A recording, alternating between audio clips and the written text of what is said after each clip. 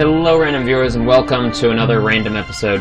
So I am now showing you how I'm going to build this ship here. I'm about to show you a time-lapse, and after that I'll show you a test flight.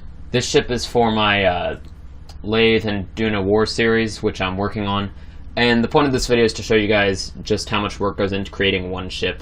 And then you've got to keep in mind there's going to be at least probably at least 10 ships per side, and this is one of the medium-sized ones, so it's going to be a while.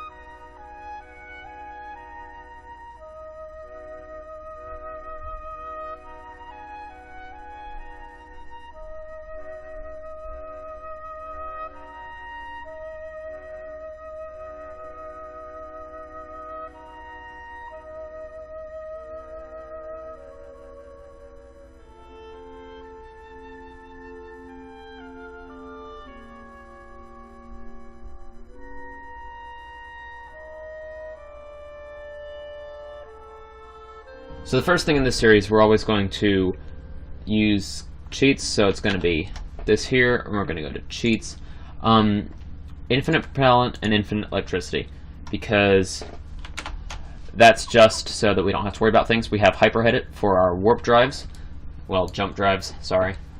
I'm going more off of Space Engineers than anything else. Let's see, lights. Oh, that's cool. So yes, this ship is the Crusader, and its main purpose is for shooting things. So, no, that didn't work. 8. There we go. It has this massive howitzer gun on the front. Great for its tank gun, so that's pretty good for other things. Alright, and then of course it's also got its anti-aircraft guns. These 50 caliber turrets. I kind of feel sorry for anyone stupid enough to attack this ship. They'll get obliterated by these 50 caliber machine gun turrets. So I will put those away. But yes, this is its first flight. I've never flown it. We're going to turn on SAS. I'm not sure how well it's going to fly, but we're about to find out. So throttles are at 0, and we're now going to enable our main engines, which, not main, sorry.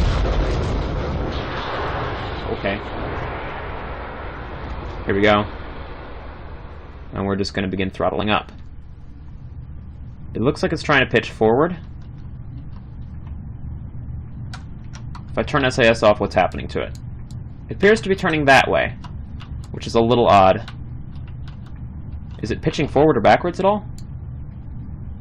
A little backwards, so I need to move some of the engines back, but I don't see the source of the problem, but yeah, I can fly VTOL, so that's good. Alright, let's test its main engines. Yeah, this ship's got some power on it. Let's see, I've worked on the center of mass and center of lift a lot, so we can turn those off and fly like an airplane. Hopefully. That's the idea. Yeah. This ship is crazy. So let's see, is it gonna flip out of control on my first try to turn? What do I have? I have the authority limited. This thing turns pretty well. I'm gonna have to be... Oh, but I gotta remember that the AI flight computer is gonna pull as hard as it can. Actually, it turns pretty well, and it's quite stable. Is it trying to flip out of control?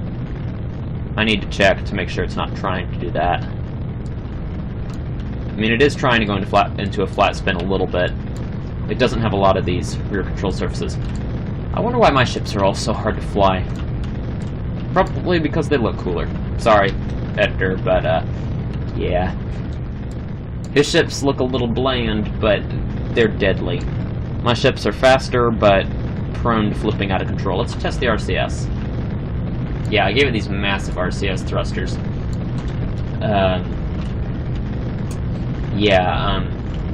Tweak scale's great. Oh, are you telling me they didn't mirror? Oh no, they didn't mirror.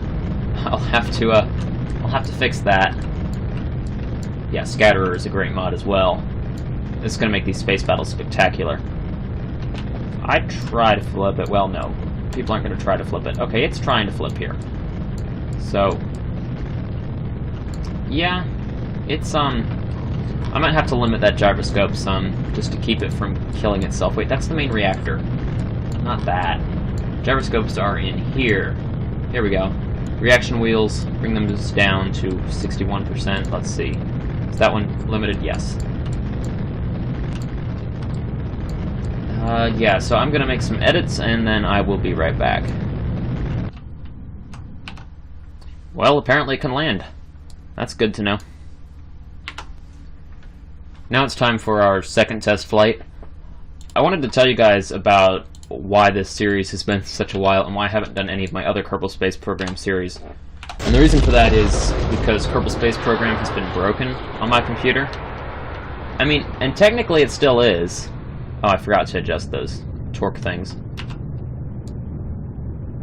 Fixed the pitching issue almost completely. That's good. Still a little more work on that. But, yeah, apparently Kerbal did not like my hardware monitoring and graphics card overclocking software. It's called MSI Afterburner. I'm sure a lot of you have heard of it. But, yeah, for some reason, every time I have MSI Afterburner open, Kerbal Space Program would crash as soon as I launched. The only way now is I can actually only play Kerbal Space Program once per time I've turned my computer on. even how I have it now. So if I closed Kerbal Space Program, I'd have to restart my computer completely if I wanted to open it again, which makes things a little tricky. But yeah, if I close MSI Afterburner, open Kerbal, and once it's fully loaded, then I can open MSI Afterburner again. And the reason I have to do that is because my graphics card is weird. That's a component in the computer, for those of you who don't know, and it doesn't even turn on its fans to keep itself cool until it hits 40 degrees Celsius, which is ridiculous in my opinion. I don't know whose idea that policy was. I highly disagree. I don't like it getting above 40 degrees Celsius, so I have a custom fan curve, and that's going to greatly increase its lifespan and just keep it in better condition all around. Yes, they're technically rated for 100 degrees Celsius, but still, you want to keep those things as cool as possible, just to increase their lifespan. It's an expensive part. I don't want it going away. In fact, it was the most expensive part of my computer, so I don't like that whoever designed it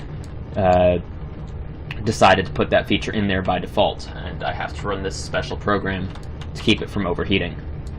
But that's what I have to do, so that's what I'm going to do. So yeah, it's a very inefficient system, but it is working. I'm going to go make the rest of those edits. Alright, here goes another shot. Let's see. Oops, that's a bit much. Still pitching up. I guess I'll have to shift those engines a lot. But that's fine for now. Nope, not that button. That button. Whoops. That would have been really bad. There we go, we'll put RCS on. I'm sure a lot of you have wanted to see a crash test, so we will actually do that pretty soon here. Yeah, the part welding mod really helps me reduce part count. A ship like this in stock KSP, well, it'd probably be 300 parts. I've got it at just a little over 100, so that's going to really save my computer, because even though it's pretty close to top of the line, no computer can really do thousands of parts at once with any kind of real speed.